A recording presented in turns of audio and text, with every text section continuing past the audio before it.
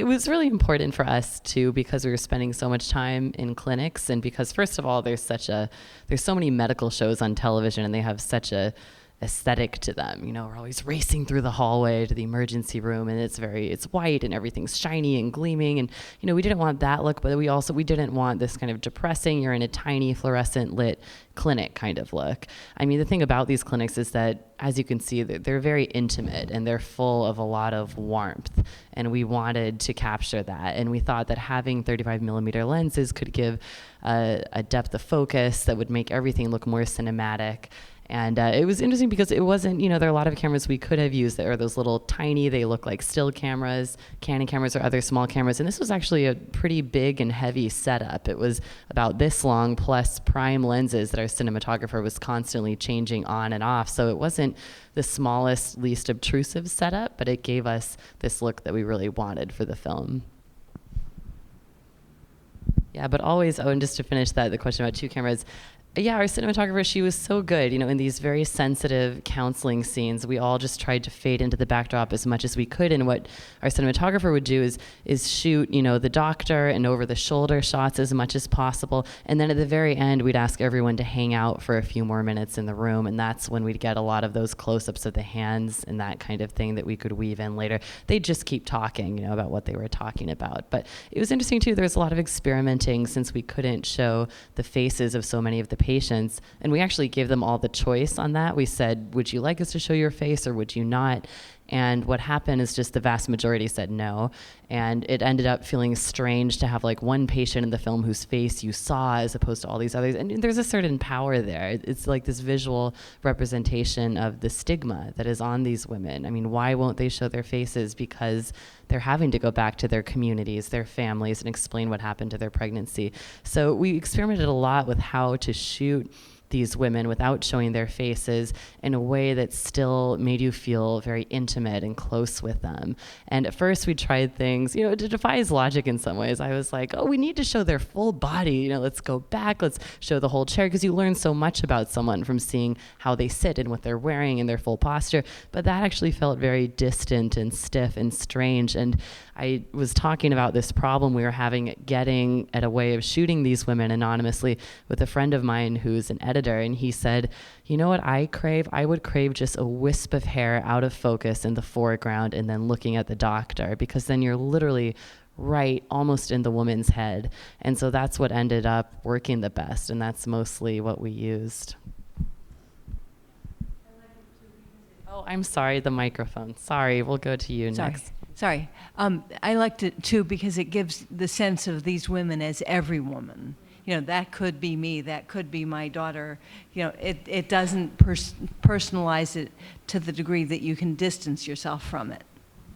Absolutely, giving the sense of every woman. Yeah, it is true. You see someone's face and you're more apt to judge them maybe, or to think, well, that's not me, and no, she's different because this and that, and I bet that you speculate, you judge, you throw a bunch of stuff out there, so having that anonymity does add that element, you're right. Oh, I think, were you going to ask a question, or are you just passing? Oh, you go ahead, and then we'll go over there. I guess a couple of comments and thoughts. I thought it was kind of a profound film, actually. And I'm really glad you brought it, you know, to us. And we got to know these doctors who were very vilified. But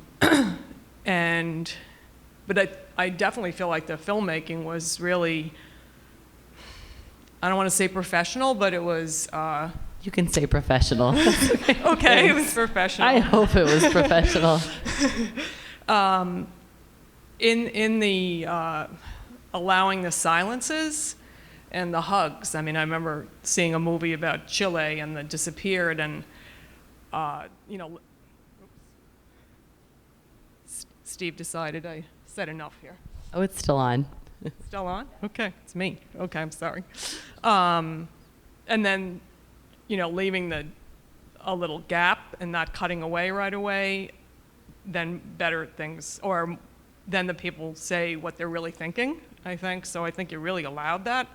And it was just so complex, and all the, you know, from the clearly, oh my God, I would hate to be in that position, from the terrible illnesses to 16-year-olds in these terrible positions, but it also brought up the whole societal thing. I mean, I grew up in a very Catholic community, and the judging, and you know, when I was 11, my mother came in and said, "It's always the girl's fault." And I didn't even really know what she was referring to. But this was kind of just pounded into your heads, and it's like we're living it still. So so I just think it was a wonderful movie, and thank you for letting me think differently about everything. Oh, good. Well, I really appreciate your comments. Yeah, I mean, on the first point, you're right. It's hard because to consciously give that space to people when they're talking and to let these silences be in there in these moments, because when you're editing, you can just clean up all the dialogue. And sometimes you're tempted to just make everything concise. You always want the movie to move as fast as possible. You know, when we did rough cuts of this movie, people were saying, well, it's great, but it's so long, you know, it's so intense. And so we were always trying to squeeze and compress everything together. But on the other hand, when people are having such emotional conversations, and when reality is very messy, it's complicated, it's not black and white, it's very gray, the way that people can articulate that or cannot articulate that is important. And I remember talking about this with our editor, for instance, in the scene with the African-American woman in the pink shirt, who was talking about, you know, her kids and how her son had gone to the hospital. And there'd be these long pauses, and then she'd just say, you know, it was like, you know, should we take it out? And we just thought we should leave that in, because you can kind of feel her wrestling with this when you hear her more naturally talking about it that way. And then that's the reality. These patients are all wrestling with this. It's not an easy decision. It's not something that you can really simplify. So that's why we tried to keep that in. Other moments, you know, it was just like our cinematographer on that one long hug with Dr. Hearn and the patient. I think cinematographers, especially for documentaries with one camera, are trained to get a bunch of angles, always be moving, because otherwise you can't cut it together. And the fact that our cinematographer just stayed there, didn't budge on that entire hug for such a long time, was really a testament to her brilliance, you know, on that front. On a side note, it's funny, I was just in Norway with the film and met a whole bunch of Norwegian abortion providers afterwards, and they loved the film, they loved the doctors, but they said, but we, you know, all of the hugging, we found it a bit inappropriate. And I thought that was so Norwegian, you know, that they're a little uncomfortable with that amount of hugging. So, but then in the rest of what you say, yeah, you know, it's true. It's really complicated. And I think that this issue is more complicated than either side politically would have you believe.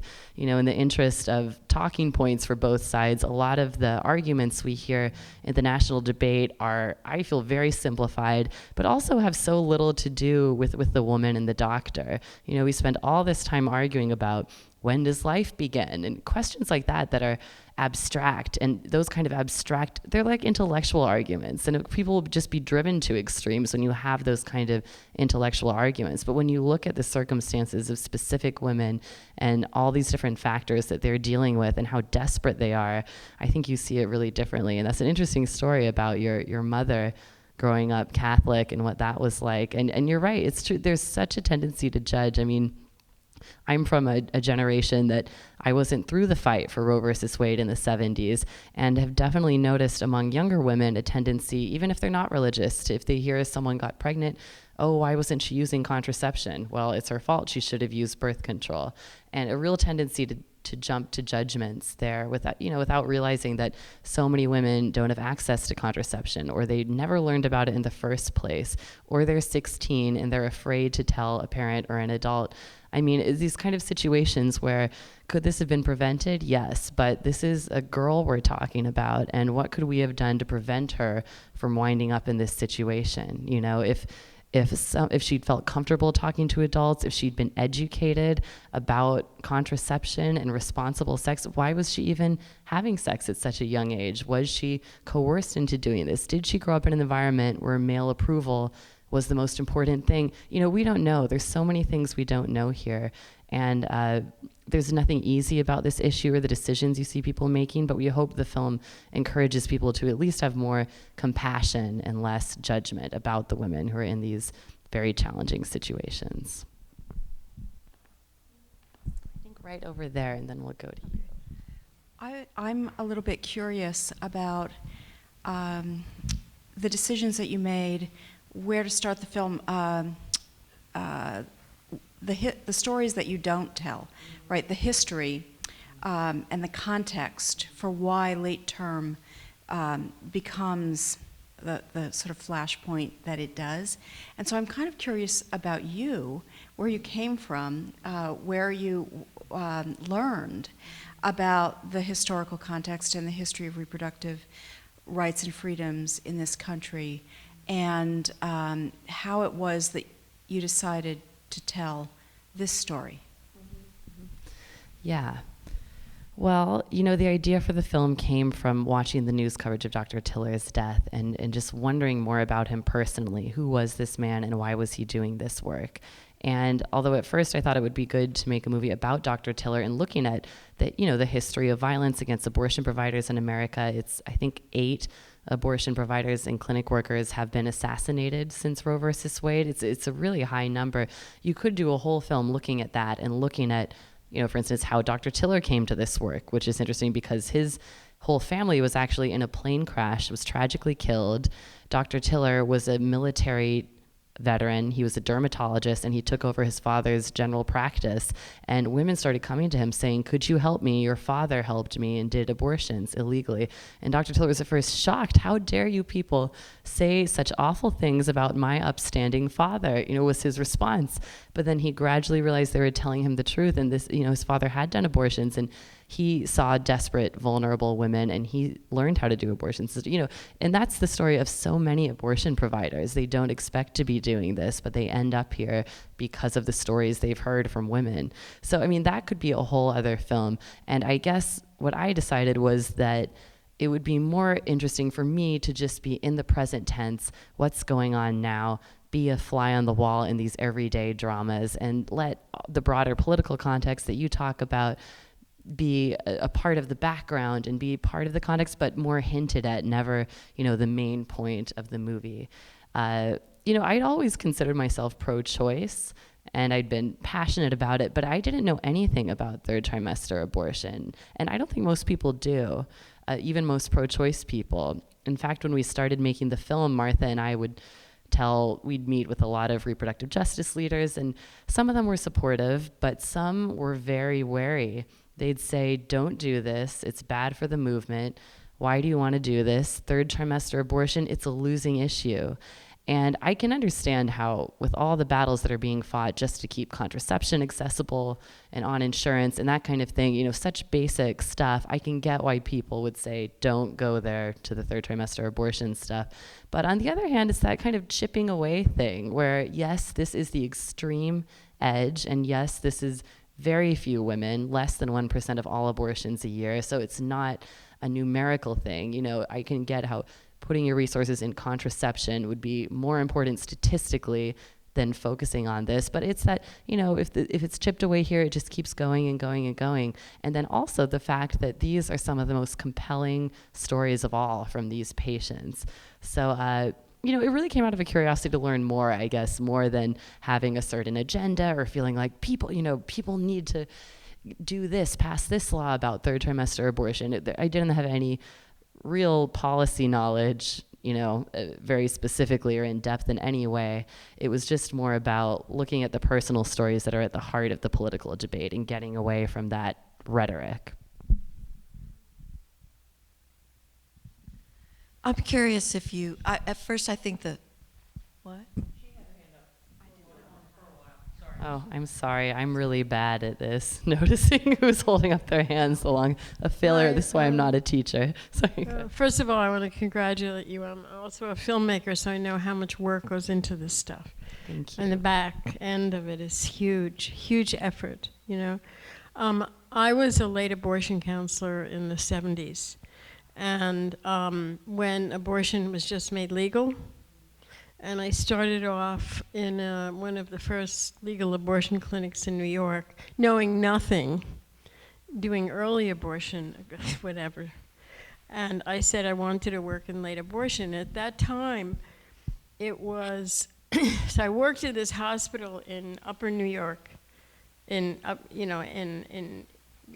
Washington Heights, a small hospital. and I had a little bit of training, not much, sort of thrown into it. And at that time, the doctors were kind of contractors, and there was a lot of them. And they were very there, I have to say, for the money. There was no, the doctors who were doing these procedures, they were saline inductions. They did not call them fetuses. They had no name, they were not called fetuses. And the women would come in, and saline was induced into their uterus.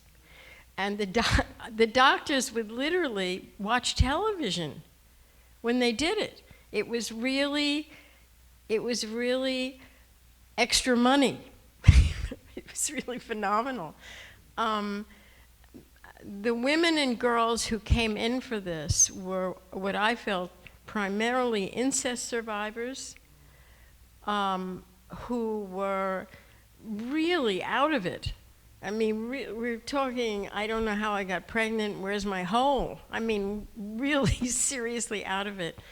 And were lucky enough at some point to have a relative take them in. And I would say to them in my own kind of not very trained way, how did you get pregnant? And they would say the guy next door or my uncle. And it was all, you know, kind of like not very dramatic. It was my uncle, that was it.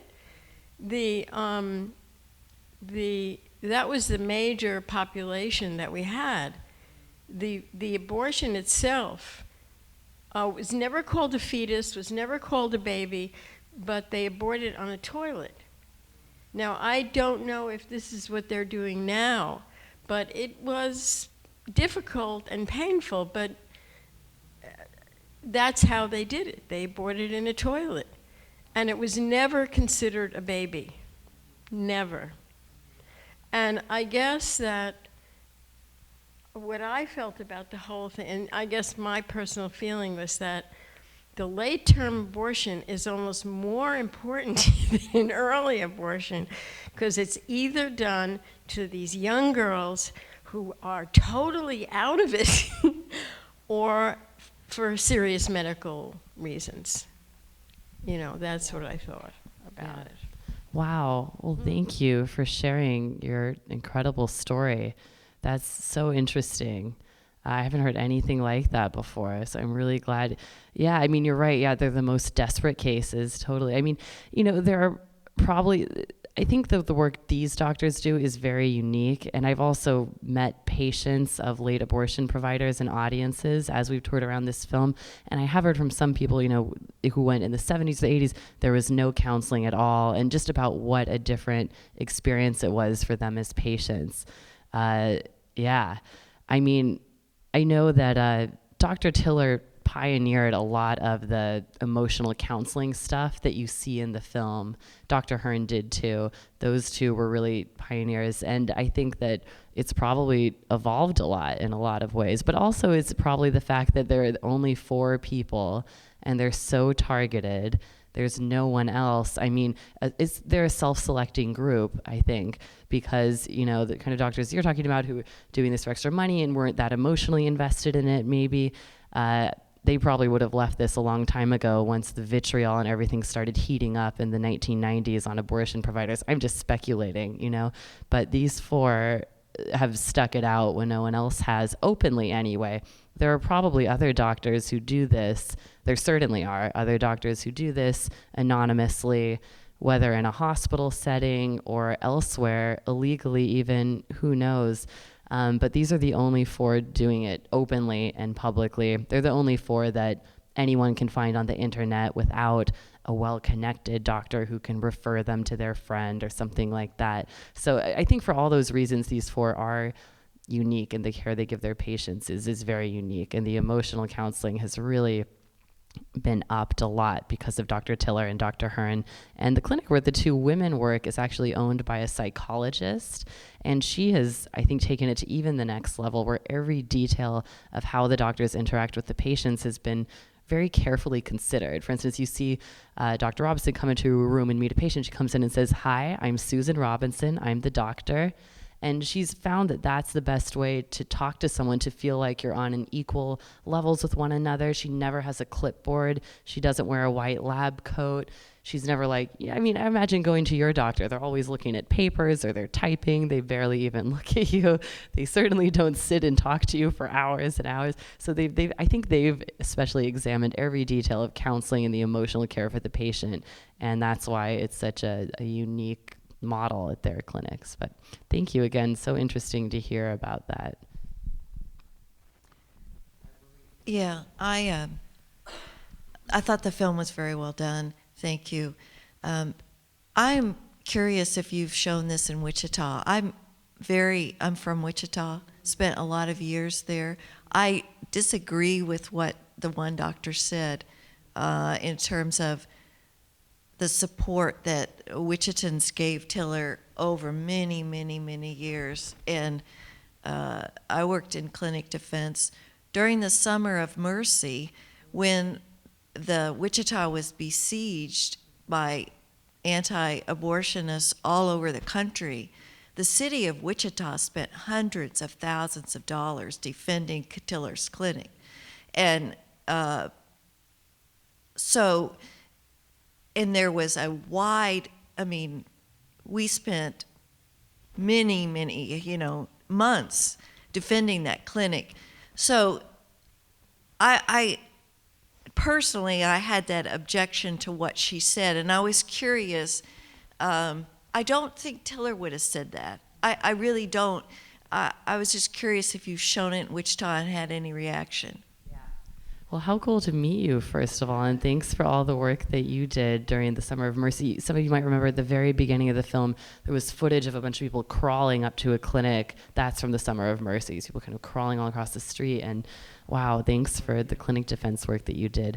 Actually going to Wichita on Tuesday, so we'll see. Oh, good. Good for you. And Dr. Stella is actually coming too. It's me, my co-director Martha, and Dr. Stella are all coming.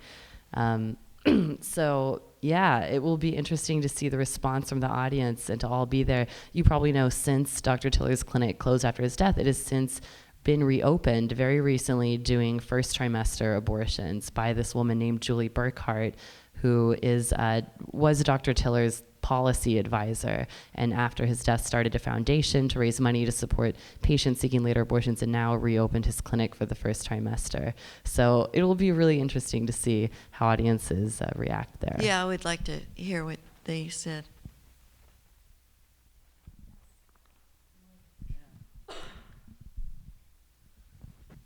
Hi.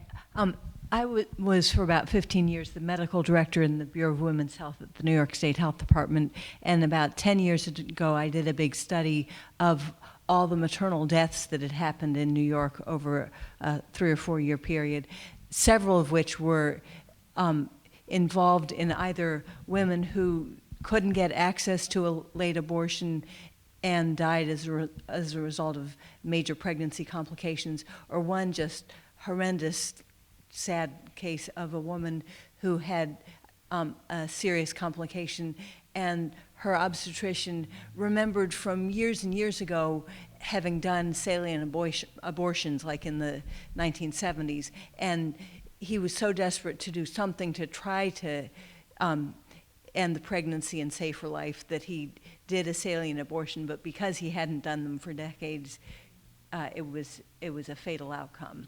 And so the fact that late trimester abortions are extremely rare doesn't mean that they can be just sort of ignored, because it's a skill that is being lost because they are fortunately so rare. But the skill is being lost other than by this handful of people and some physicians who still do them kind of on the QT. But because it's a lost art, it puts women's lives in jeopardy. You're absolutely right. That's a really great point to make. Yeah. I mean, you could certainly, some of the cases you see in this film, they're simply not preventable. They would have happened no matter what. There will always be a need for this, however small it is. There will always be a need, and the women in need are the most desperate and in the most difficult circumstances of all. So, yeah. Actually, I have a question for either of you, because I love always having people who are such more experts than I am in the audience, so I could pass any medical questions on to all of you. I was wondering from a public health point of view, I heard one estimate on television recently, but do we have an idea of how many women died in the pre-Roe v. Wade from illegal abortions? Enormous numbers. I mean, I don't know the numbers, but before the passage of Roe versus Wade, that was probably the top cause of maternal pregnancy-related death, if not the top one in like the top 5. And that's still the case in countries where abortion is illegal. There's an excellent documentary called When Abortion Was Illegal.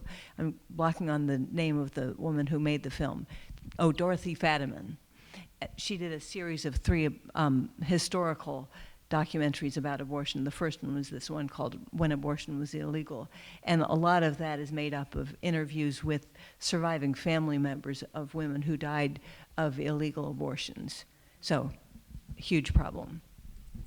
I think that's part of the reason that you see that the doctors are this older generation too, because they were alive at a time when abortion was illegal, and they know the concrete reality of what would happen. I mean, you hear Dr. Hearn talk about it with his experience in Brazil, and I always think, you can talk theoretically about what the country would be like if abortion was illegal, but you can just look at Latin America. I mean, you can see all these women dying from illegal abortions there right now. It's not some distant reality. But, also just the fact that Dr. Robinson's sister actually had an illegal abortion in the 60s, and that very much stayed with Dr. Robinson, that experience of she was like 13 years old and saw her sister go through this. So it helps explain, I think, why they are this older generation. But, the good news is that the doctor, at the end of the film, there's a title saying there's another doctor who's been trained now. She is only 35, which is very exciting. So the number I heard, it was actually bizarrely on the show about, I don't know, women on PBS or something with Gloria Steinem. And the number they gave was 10,000. And the Occupational Safety and Health Administration, which is set up to stop worker deaths, since in the last 10 years that's kind of leveled out. There's a lot of illnesses, they don't count, but really there's about 6,000 workers dying. So the whole OSHA administration set up to stop 6,000 worker deaths that we know about. And then it was 10,000 they gave in that show. But what was that, 10,000? 10,000 a year, women dying from illegal abortions in the United States. But, I mean, they didn't back it up with anything. Okay. There's an incredible documentary called From Danger to Dignity. And I don't even know whether it's available anymore. I used to show it in my classes. But it covers that period prior to Roe v. Wade. And it gives, I can't recall them exactly, but it gives yearly figures, and it especially covers New York State and New York City.